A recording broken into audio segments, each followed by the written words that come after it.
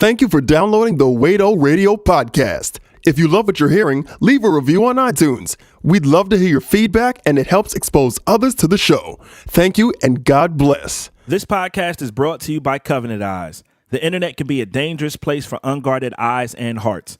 Covenant Eyes provides the services that protect against the evils and temptations that can be found on the World Wide Web.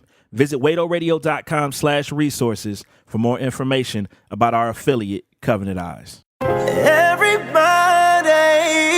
lends an ear.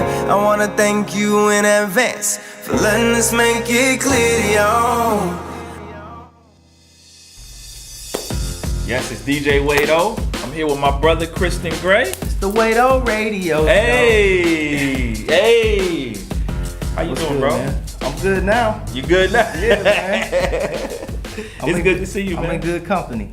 It's good to see you, bro. It really is good to see you, man. It's good to see you too, man. I want to start here, bro. Like, I know you guys just put out some new music. Mm-hmm. You and Shabby got this new situation y'all starting, man. What's cooking, man? No hesitation. Yeah. It's been a while, man. I haven't dropped a song It's of been my own. Yeah. Since if you don't count the Stop Me remix, it's been about a year and a half. Yeah. And that was hard for me. I mean, I did a project with my brother and some stuff with Jay Gibbons, but this was the first expression of a new sound, especially since leaving RCA, which we can talk about if you want. Oh, absolutely. But no, it was. I think the people want to know about that. Yeah, we can talk about that. I mean, I would only tell you. I've said that before. I appreciate that, even though I know everybody's gonna hear it. Sure. But yeah, it's No Hesitation is the first of many we have in the chamber. We're trying to figure out what's next. You know which direction we want to go. We got a couple things on the table, and we're just trying to decide. So in the meantime, I didn't want to hold back the music. Sure. People want to hear something. Sure. I thought it was one of the things that caught me with the song is you kind of shouting out different people. Some of your influences, the OG gospel artists and all that. Yeah, I thought about dedicating the whole 16 to that, but I tried to limit it to like the 15 greatest of the greatest that I could think of that shaped my personal development. So that's your top 15 right there? That's my top 15. I mean, we don't really shout out. I know, man, but you too creative to put your top 15 in the song, though. Yo, actually, because it was so scarce, and it hasn't happened before. I was like, man, I'm gonna just start this joint off saying it was also intentional. Like it had to do with the inspiration for the song came from me watching the BET Awards, and I saw Cray's speech, and I know he got some flack for that. Like I saw Hez said some stuff about. How did you feel about that? Because you've moved in both worlds, clearly, obviously. Well, I talked to Lecrae. I just talked to him the other day, and I told him, I said that I come from that world. Sure. Like it wasn't just me big up an artist just because I feel like I wanted to get into some kind of like narrative. It was more like, I grew up listening to these people. Without them, you would not be having an interview with me. These are the people who shaped like the foundation musically of what I create from, and so I kind of felt it. I know Lecrae's getting a lot of flack for a lot of different things, and so one of them, people like to speak on this subject of whether or not he wants to be gospel or whatever, a Christian, probably more specifically. And so I told him, I was like, I didn't expect you to go back to apologize to all of the gospel artists, so I did it for you.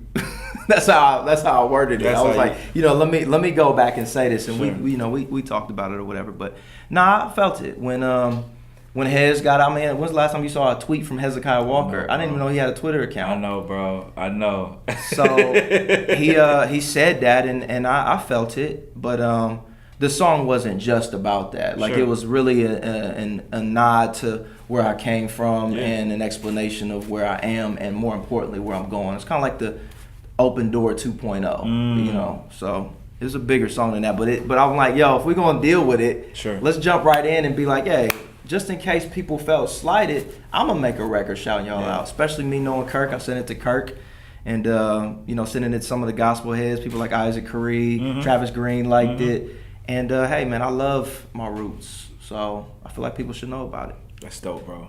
So I guess we do have to talk about what happened with RCA, For Your Soul, Yeah. that whole situation. Cause I'll be 100 with you, bro. Like, You was salty? I was salty it didn't work. You was one of the first people who told me it was on the table. Remember you gave me that exclusive? Am I not supposed to say that if I get you in trouble? You ain't get me in trouble. All right, cool. Not now. Maybe Cool, right. Not now.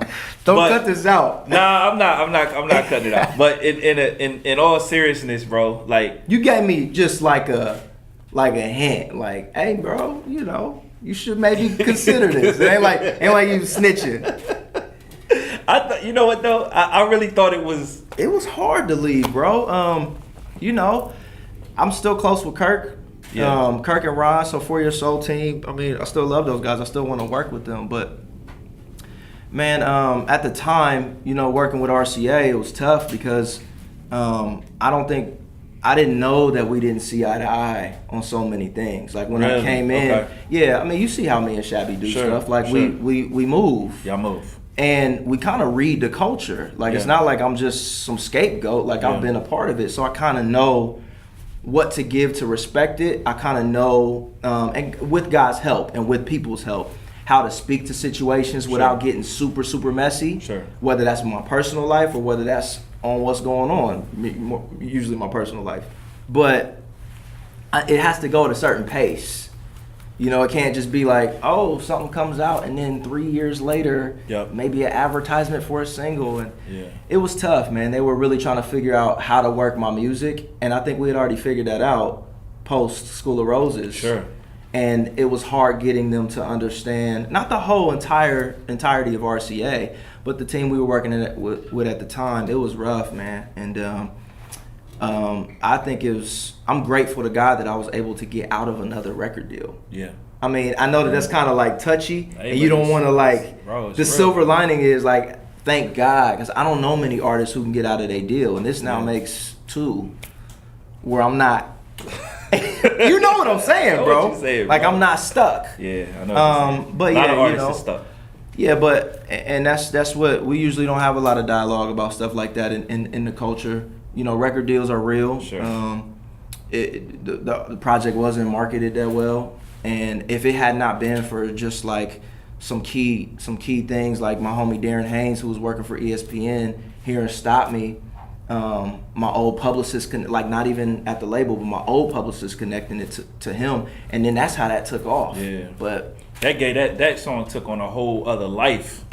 When that happened, bro. It's the biggest song I've ever put out. Yeah. It is, and honestly, I wish I could say that was a bigger team effort. And no shot to Kirk. Kirk is a 10-time Grammy Award winner. Like he didn't have time on the day-to-day to handle all that stuff, and he knew my frustrations, and we kind of went back and forth trying to figure out how to work it out, but he understood, and they were gracious enough to let me, walk without any conditions. And he was in the process too of doing his tour and putting the album out and all of that stuff. Sure. I think I would think too, one of the challenges has to be the pace.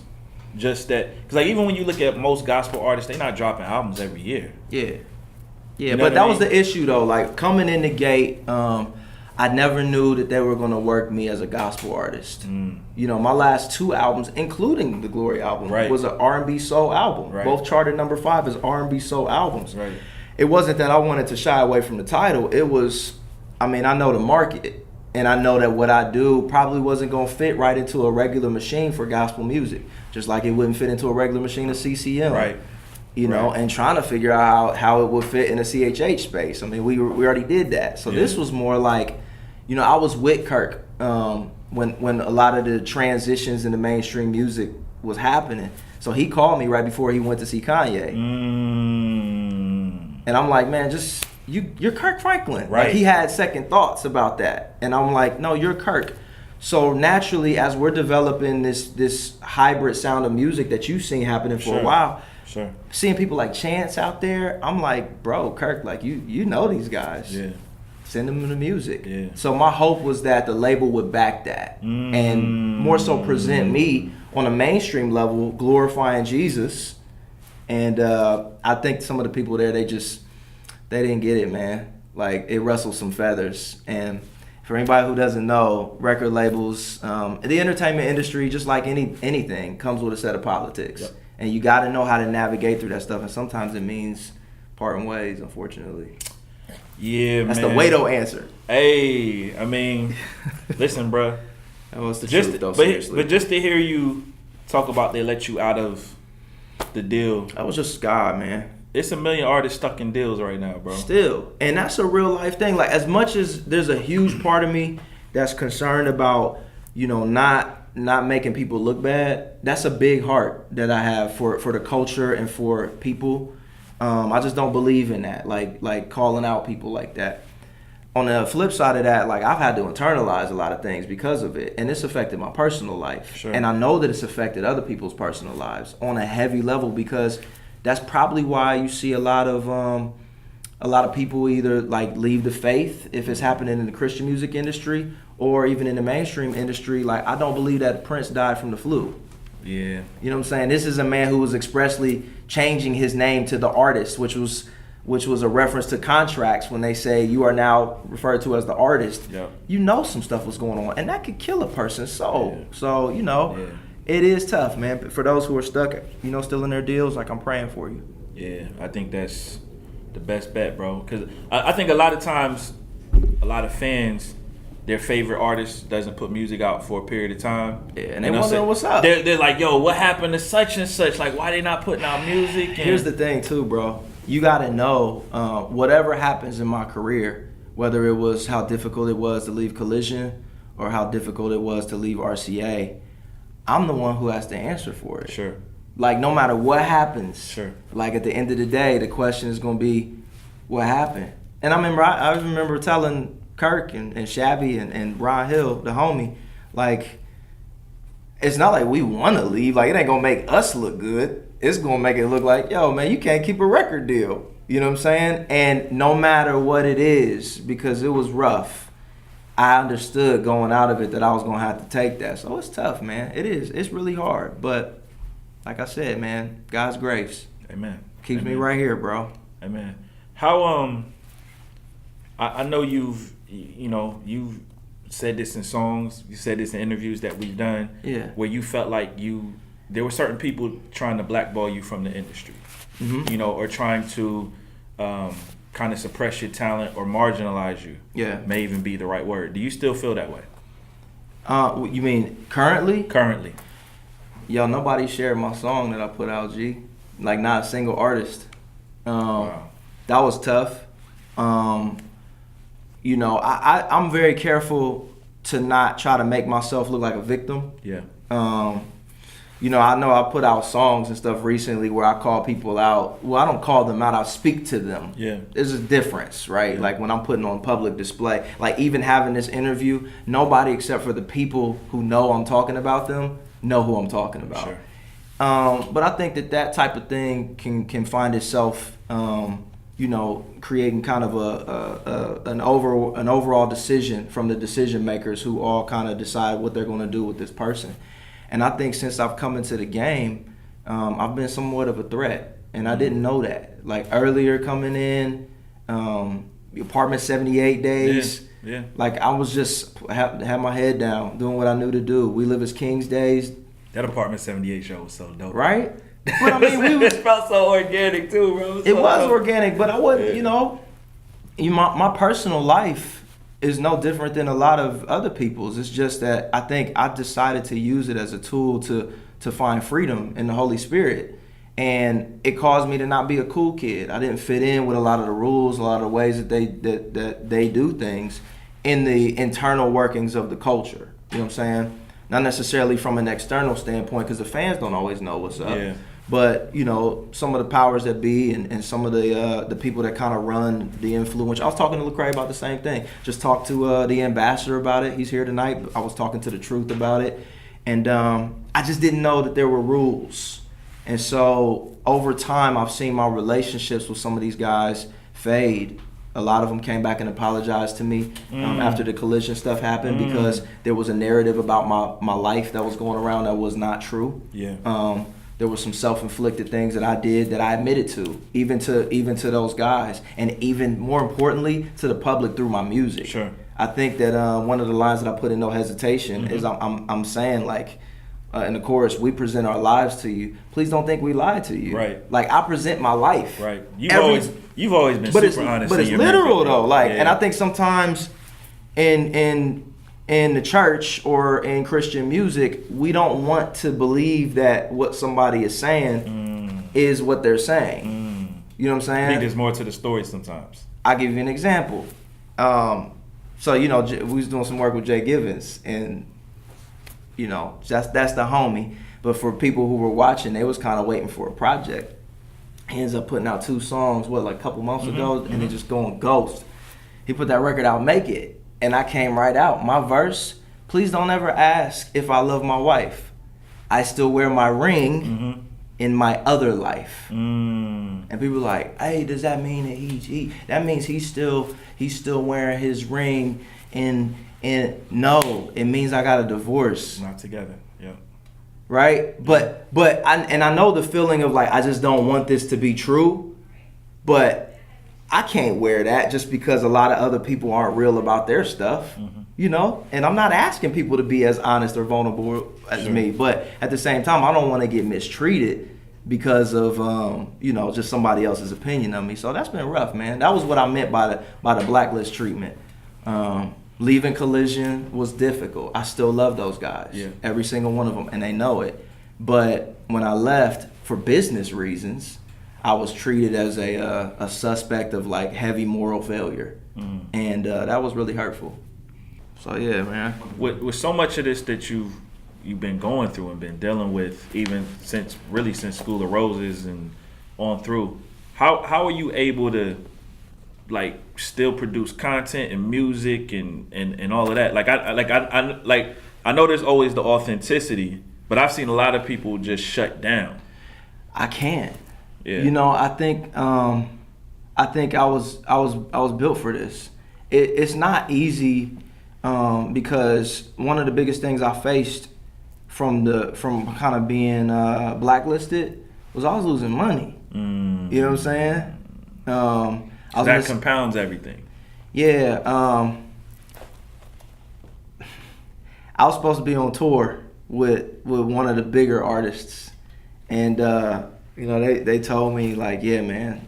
Somebody told me basically not to mess with you, and that turned into like a at least probably a 30-city tour down the drain. And I mean, practically that's money. So like, as much as this, so when you got that planned, you're not taking other shows during that time period. You cut them off. Yeah. You actually build a plan around that. That's an artist's job is to make music, to tour. Right. And then, you know, the rest is kind of supposed to kind of fall on the label. Actually, a lot of it should all kind of work together. So I don't know, man. Only sometimes, and I say this to you, and I know you'll know what I mean by this. So if people ask questions, not only can they get it from you, from me, but you can also tell them, you know, when you talk to them.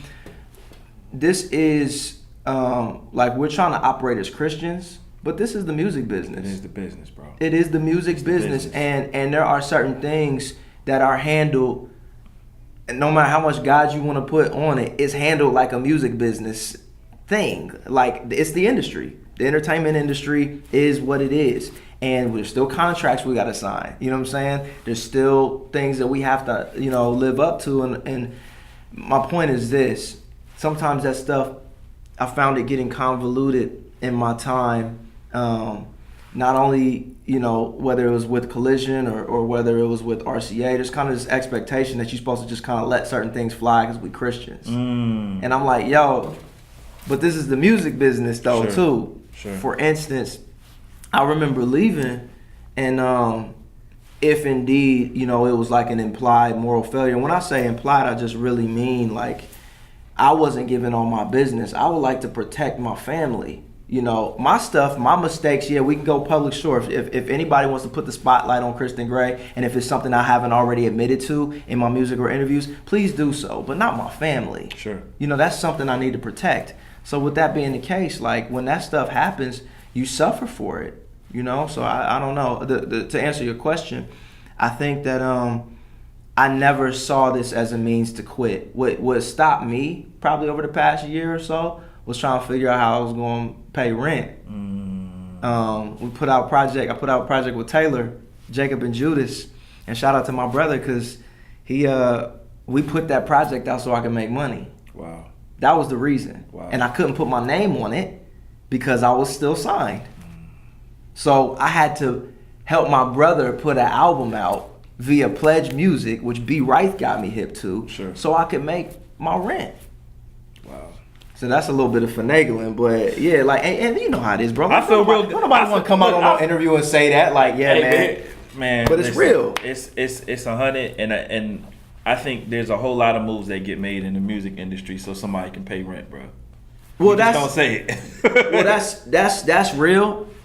You know, for me coming off of like a lot of the things that I went through were in secret. It's not like I just was like, oh, it's time to go through a divorce. I'm gonna act like nothing happened. Let's go do shows. Let's go make music. No, like I had to go through a long grieving process. I made a lot of mistakes. There was a big thing that happened in January in my show in London. And it kind of made some filtering news. There was a photo that showed up on Instagram. Somebody had posted of me and another young lady. And at the time, like when I saw that stuff starting to surface, it was right after I got done with my show. The promoter was just like, he was like, I got you. Whatever happens, I got you. Because I had told him that I was going through the divorce. I just hadn't made it public knowledge. And all I saw was somebody just put me on display with this young lady, literally tearing me apart. I don't know how many fans saw that. But I know there was people on the insides that saw it because I heard about it. Wow. And you just go through a drama. You know, everybody kind of has, they're looking for a scandal. It makes for a great story. It makes for great content in the music. But wait, man, you done heard me making music. You've heard the little drafts here and there. You've heard like me trying so hard not to throw shots and probably thinking like, man, how much longer is this going to go on? Yeah. But bro, like compared to the amount of content that I wanted to share, man, that was nothing, bro. Because people, sometimes they don't take seriously that this is your life. This is not some cute, you know, Christian posture that I'm going to take to make everybody feel good. No, this is the same stuff you've been hearing in my music since Lovesick. Yeah. Right? Yeah. And I think, you know, last thing I can say about it is just because it's a long, drawn-out journey doesn't mean that there was ever any portion of my struggle that I've gone through where I was glorifying sin. Ever. I don't care if I go through the same thing till I die. You're gonna hear a war. I started my first project as an independent artist was called Even with Evil with Me. Right. You know what I mean? Right. People love to talk about how much they respect Paul. He's like he's kind of like Jesus 2.0 to some people. Like he's the Superman, right? And I get it, I really do. But Paul was talking about because of the revelations that he was given, he was also given not only a thorn in his flesh, but a messenger of Satan to buffet him. And I don't know, you don't hear people talking about that in their music. I know what that's like. I literally know what it's like to deal with evil spirits, to become accustomed to what it's like to do things with the wrong motive because of pain. Like I discovered my ego because I got hurt. This is just as much as real life as anything else that we try to say. But I speak currently. I said that on Sway. Yeah. I don't write about stuff from 10 years ago, bro. Yeah. Like I'm giving a soundtrack to my journey from faith to faith, from glory to glory, and getting sunned for it. Yeah. So I've gotten over that like a long time ago. But us talking about it publicly is the first time I've ever been able to really share anything about that. I feel like a lot of like even just that concept of sharing what you're going through publicly, the Christian music industry has never really ever, bro. They still don't well, do well with this, I was just talking to SO and Deuce about the Bono interview that he did with was it Eugene? Is it Peterson? I always get his name. He's the guy who wrote the Message translation of the Bible. Okay. And Bono from YouTube. Peterson. He went to go meet with him. They got a whole documentary series on it. And Bono is asking this, theologian, hey man, how come like Christians are honest in their music? Wow. He's like, man, I'm skeptical. He's trying to convey things he feels. Wow. And because he read the Message translation, he was telling how much he personally respects that translation because it breaks it down in a way he can understand. Not just understand like scriptures about how we're supposed to live, like understand like the book of Amos or understand Exodus, like in a way where it's not we avoid it. But his point was this: when I'm reading the Psalms, like I'm reading certain things that are breaking down how I feel. How come I can't find this in the music? Struggle. How come they don't talk about bad marriages in Christian music? How come they don't talk about how we feel about the government in Christian music? Like, we are the only place that shies away from some of the truths, except for probably more recently in hip hop, like racism, which has been existing way before we decided to join the conversation. Let's be honest, Wade, that was happening because some cast was excited to see Kendrick, and then they just wanted to join the party. And that's just real. Like, bro, I have done things as well, so I'm not exempt. But if we're gonna call a spade, it's not just me being vulnerable about my truth, but people are being damaged because of multiple things that are being hidden in the faith. Yeah. And we gotta find a better way to deal with that. Yeah, it's a challenge. And I love Kendrick, by the way. Yeah. But I'm just saying, like, all of a sudden, I started seeing this like woke movement out of nowhere. And no shout to the guys like Prop or even like people like Show. Like, I feel like Show kind of like was the originator.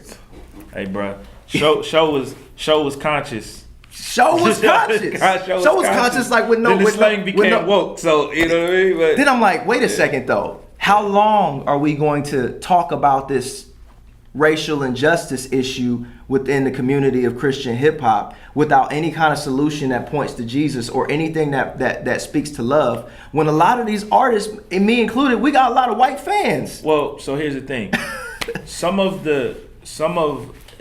get some tweets about this. Some of the white fans, they take this as division because they don't fully understand it, or whatever the case may be. And I'm like, if all we're doing is just saying, this is the problem, this is the problem, this is the problem, this is the problem, and never pointing it back to the solution, it's going to look like division. Listen, man, people can tell me what I do and don't know.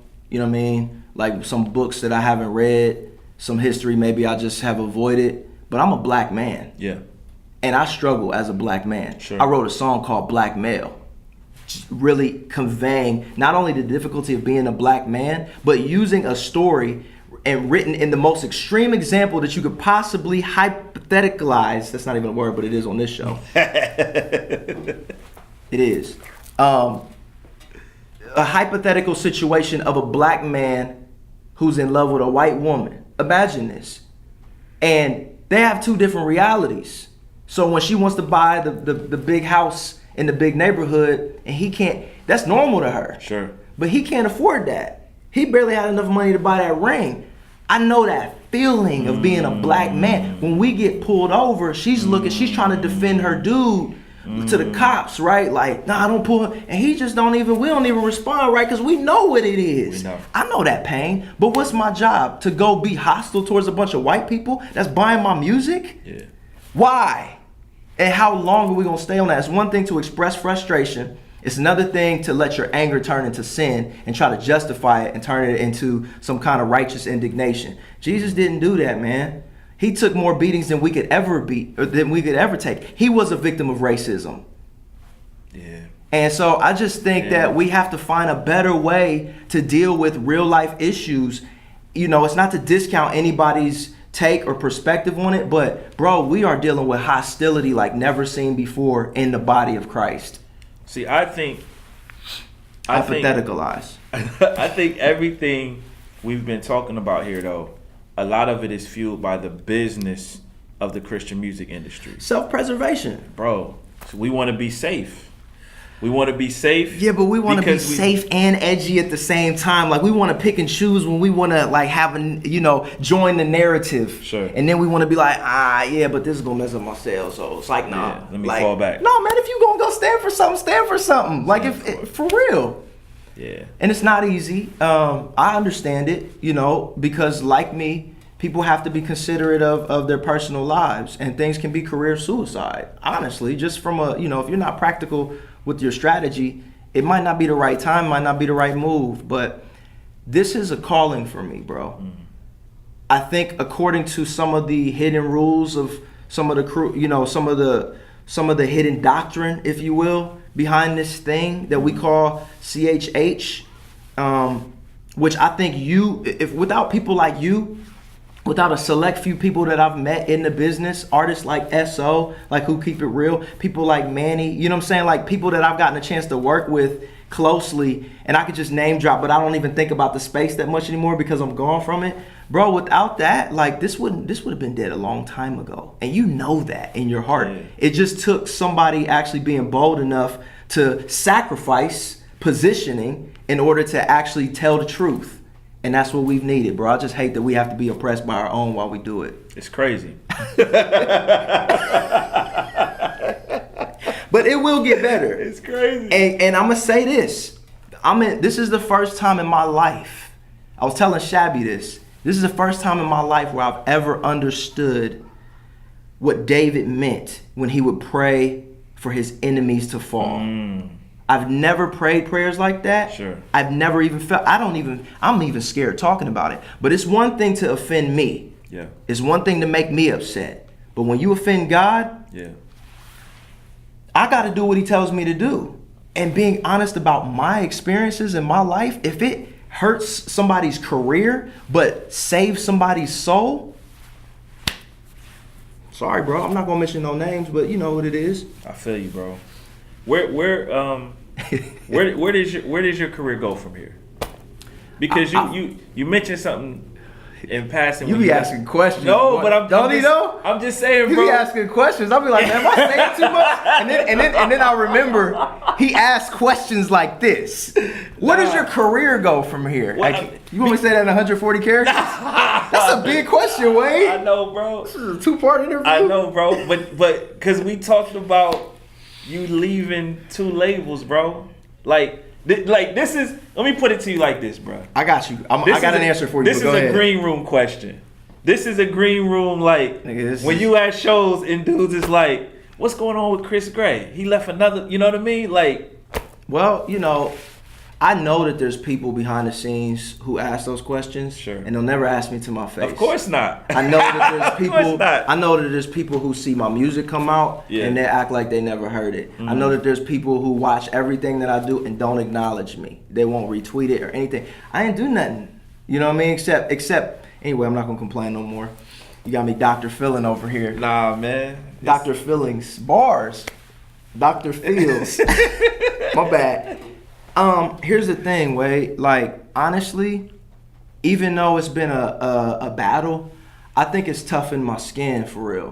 When I first came into this space, it wasn't because I was just some like, you know, new fanboy of all of the current artists who were out. I wasn't just a big, you know, oh, I want to be like Lecrae, or oh, I want to just like join Collision with Swoop. Oh, I just like this stuff and this platform. Nah, man, I was talking to Deuce about how I'm watching the second go round of battles within CHH. Because I was there when Cross Movement and Tunnel Rats was battling each other and then it all went to dust. I was there when G. Craig came on the scene. I was there before John Rubens from Columbus, Ohio. Yeah. You know what it is. Oh, yeah. I was watching this stuff from behind the scenes. I just didn't have it. I didn't have the silver spoon. Sure.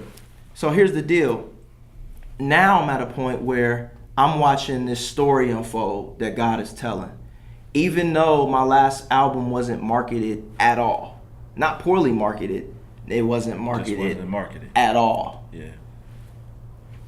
Even though that happened, God gave me the biggest song of my career. That's crazy. Ain't that crazy? Bro, there's no reason in the world. Sense. It makes no sense, bro. It makes no sense. Because, I mean, we watching the same thing. You know, you kind of want it for each other. Because it's like, not only do you know that I'm trying to do something, you know that I recognize you. Yeah. And I'm going to be like, hey, let's go. But then when it don't work out, it's just like, we lost. Yeah.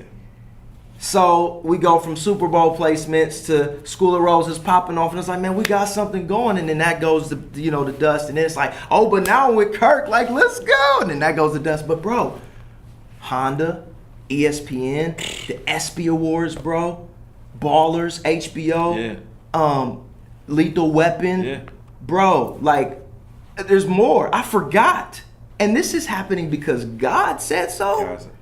I think this is the very embodiment of what Christian music should be, a full reliance on God and an honest journey. You know what I mean? An honest expression of the journey that goes from faith to faith. I've known you a good little time now, bro. Yeah. I've never seen you feel this free, bro. Like, I think there's always been a freedom, but it's almost like there was like a monkey or 3 on your back. And you know what it is, man. You're just... I wasn't allowed to be myself, bro. Like, you never want to implicate anybody. Sure. And even through all of this, I'm saying I'm not implicating anybody. Sure. I'm not even telling you anything that happened. You know what I'm saying? I'm just telling you it happened. Sure. And fans at this point just want to know. I'm not about to be like, oh, you know, I was just going through some life stuff. There's only so many times you can say that and then make the type of music I make. Sure. But, bro, it is liberating. And I've had to go through a lot of things because of mistakes that I made. Can't blame it on anybody else. It was stuff that I had to own up to in my marriage, in my relationships, friendships, in the way that I treated people, the way that I talk to people. Like, I haven't always had the couth. I haven't always made the right decisions. I have a big heart. I've been a people pleaser. We talked about that in our last Skype interview. Sure. And when you called me a womanizer, you remember that? I called you a womanizer. Go watch the tape, bro. Bro, I called you. You was like, hey, man, so like, you know, what's it like, man? What you going through? Because it's like post, like, School of Roses. He was like, so like, then you asked, was I a womanizer in the past? And I was like, dang, a womanizer? I'm only like 27, bro. Like, the past, like, that's another thing I've told people. That's harsh. That's harsh. But I've told I'm people, sorry, man. I owe you. No. Stop, bro. I'm just saying. Quit, bro. It's you. I feel you, but I've told people more so in mainstream settings, mainstream interviews, stuff like that, that I was learning a lot about myself during my 20s, but in front of everybody. Yeah. You know what I'm saying? Yeah. And let's be honest, like, we live as kings. I love the crew, but I was the odd man out. You know what I'm saying? I was the singer guy. I was the one who stood up and did Long Way Down in front of everybody. And then, like, you know, forget about girls screaming and stuff like that. It was like, yo, like, why would I want to stay at this level and be in this space when I do something that is not hip hop all the time? Yeah. You know what I mean? And there was no space for it. Yeah. We was trying. We was trying to create some stuff, but where my career goes from here, you saw that the last album or the last song that we released came out on a website called All the More. And I'm going to shift even the gears of how I speak, because through all of that muck and mire that I'm allowing myself to relive for this interview, out of it came love, not hatred. And I saw your tweet recently about how when you don't deal with anger, what was it? It turned, because that was a bomb, bro. Can I remember it? Just go check anger, out. No. Unresolved anger leads to resentment. Unresolved resentment leads to hate. Yeah, so man. You got to deal with anger. You got to deal anger in the butt. And it's okay to be angry. It festers. Bro, I was at Catalyst, right? And Catalyst is all white people. Yeah. And I went up there, and somebody had just spoke before I played, and he was a black dude, like trying to give like this whole, like, you know, he did a great job on his message, the racial talk. You know what I'm saying? I'm trying to be like nice. We never gonna be able to stop doing that. We always think about who watching.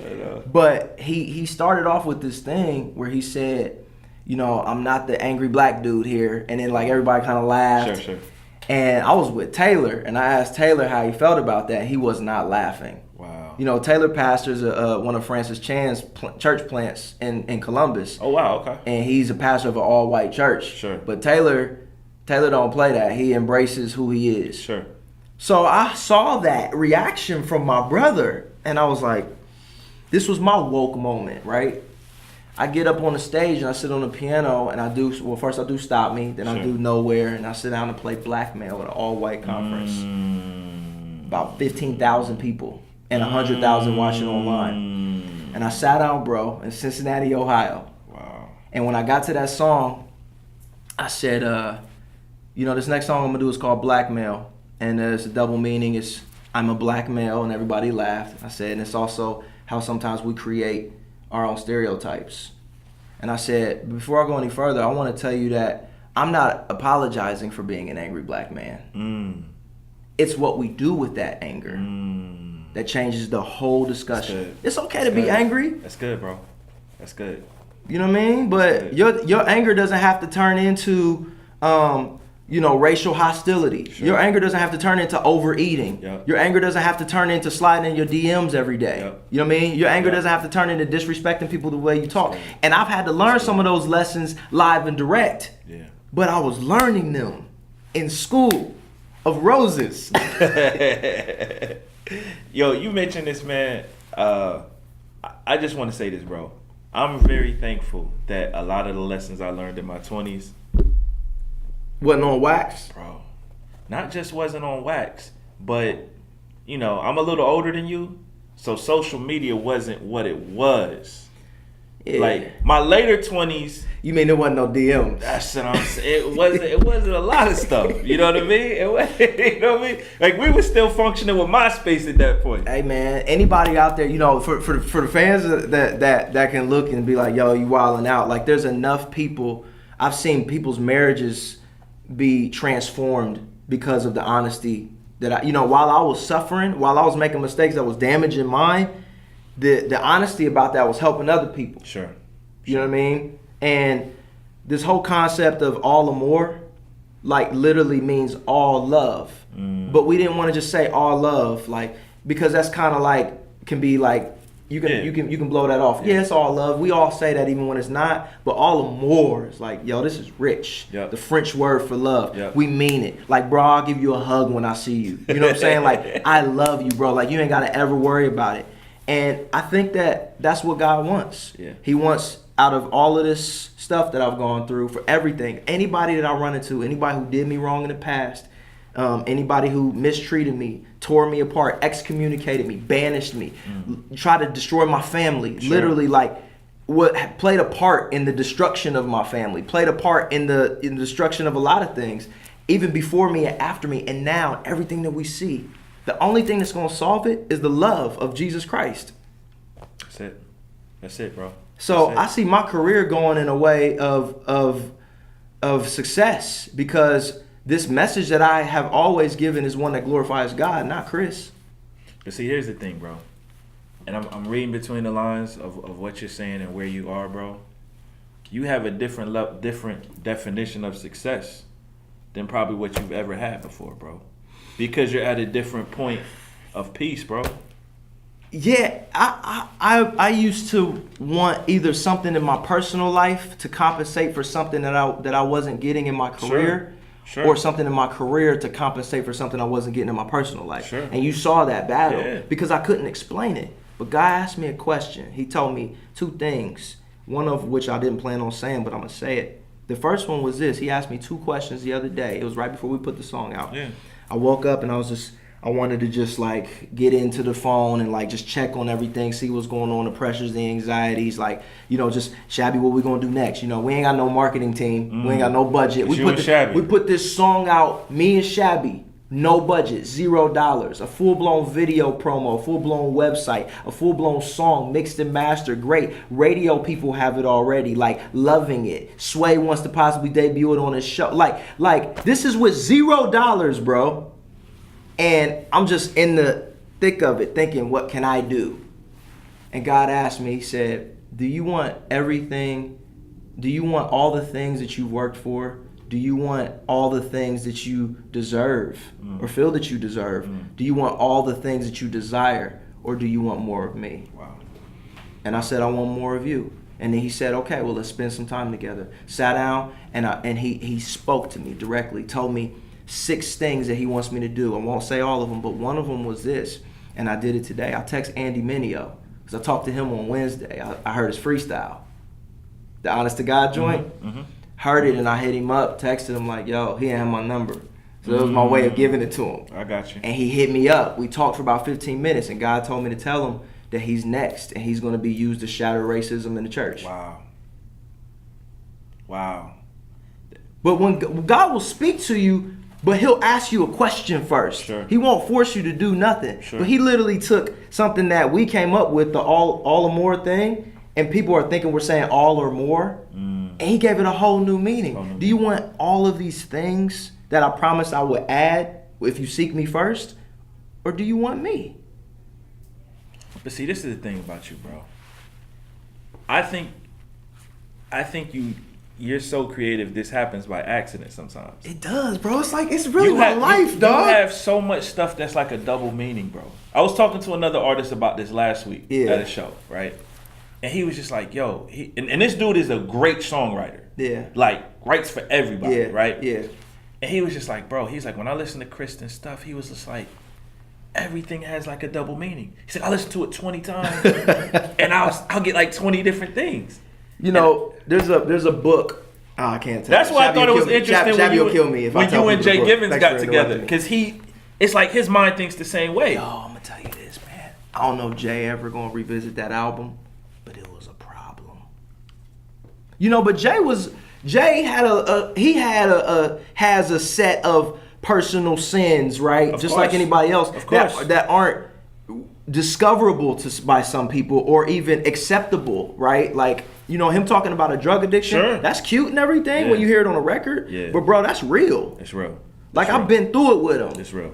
And we worked through that. But bro, like the stuff that we were starting to create was like groundbreaking. And when you are doing that to glorify God, Satan's gonna fight you. Sure. Sometimes God will stop you if you're doing it for yourself too. Mm-hmm. And I've learned both. That's why I wrote that record. And Lord, if I'm doing it wrong, then please stop me. And he will. Wow. That's deep. So even though I feel like, you know, Wade, like I've been humbled, you know what it's like to be humbled. But ain't no man, and I look in the camera and say this, there's no person in this space or in the mainstream space that will ever stop what God is doing with Christon Gray. Amen. Ever. Amen. Just like he won't, Amen. there's nobody who can stop what you're doing because we're not doing it for ourselves. Bro, if God got it for you, bro, he got it for And I dare somebody to try. I mean, I've never written a diss record. I probably won't because it would be a problem. It would be a problem. And everybody knows it would be a problem. It would be a Wade. problem. Everybody It would be a knows it. problem. Everybody knows it. And I know a smidget, it would be a problem. I mean, you heard Revival of the Realist. I know, bro. I'm just saying, it would be a problem, bro. But it would be a problem. I think it's time for us to see a little bit of the real life drama. We ain't got to glorify it. Sure. It don't got to turn into, you know, big beef sessions and back and forth and stuff because honestly, people look into this space and it's still very small. So people don't even know what the heck we're talking about. And we think that we just proved the point and people are like, who's Lecrae? Yeah. Who's Shaolin? Who's Christon Gray? Sure.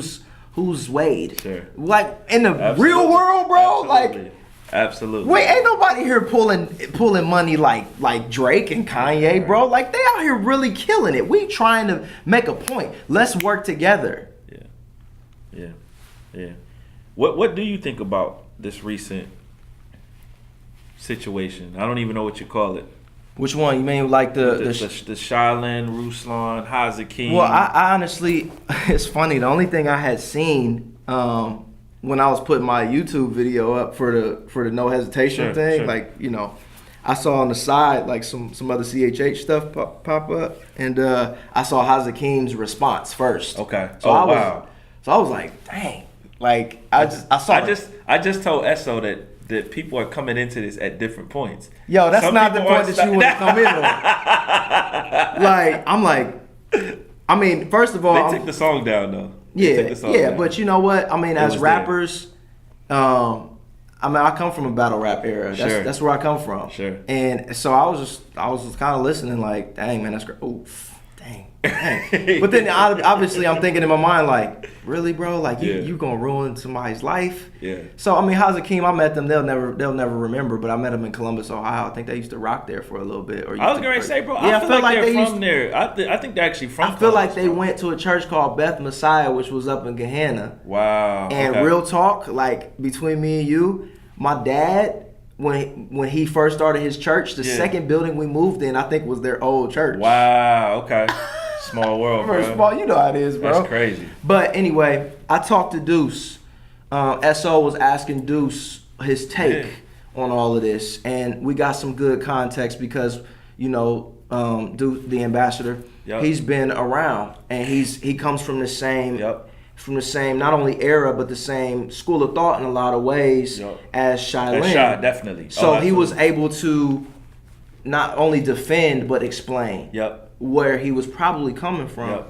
And man, it's real life out here, man. Like, if people gonna listen to this music and if we're gonna start getting into it, like, the truth will come out. The way people feel should come out. Sure. I don't know what will happen as a result of it, but you've heard me say several times on several occasions that I think that CHH is dead. Yeah. I think it's been dead for a few years, and I think that we're just trying to realize that now, starting to realize that. And it's less about trying to preserve a genre. Now it's about what are we going to do next after we get done with this explosion that everybody's been watching happen for 5 years. And I'm not advocating it. I'm just saying it. I'm saying I've watched this go downhill since I got in the game. Yeah. Now it's about what can we learn from it? My marriage is over. What can I learn from it? Sure. You know what I mean? Sometimes it's not always about preserving something, even if it's yourself. Sometimes it's about thanking God that you're still allowed to do anything and moving on and growing from it. Yeah. I think that's real, bro. Chris, man.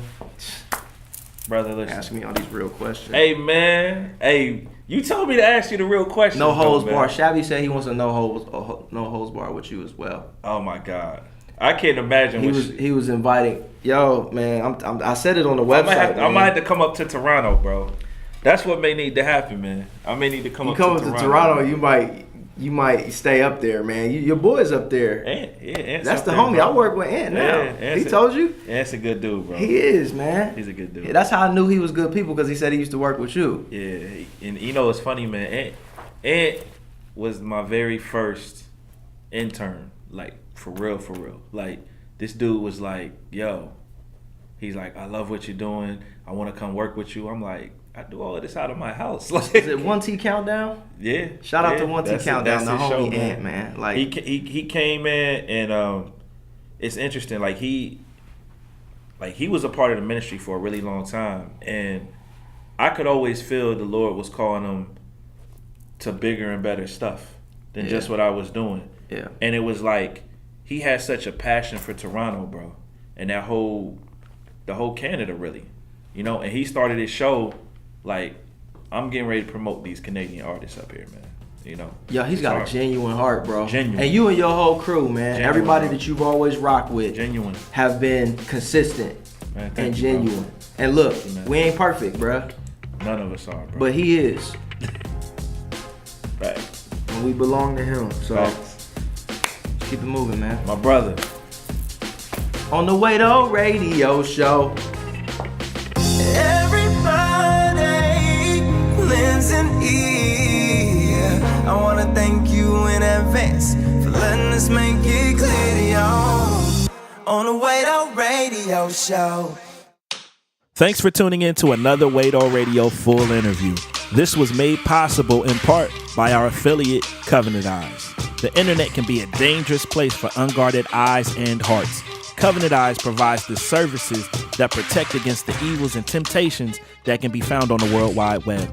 Established over a decade ago, Covenant Eyes is the pioneer in internet accountability software, empowering its members to maintain their online integrity. I personally use them on every device that I have: computer, iPhone, iPad, whole 9 yards. Don't go another day without guarding your eyes, your mind, and your heart. Visit waitoradio.com/resources for more information about Covenant Eyes. And if you sign up via our affiliate link at waitoradio.com/resources, we'll give you a month free. Covenant Eyes, trusted by thousands of families, including mine.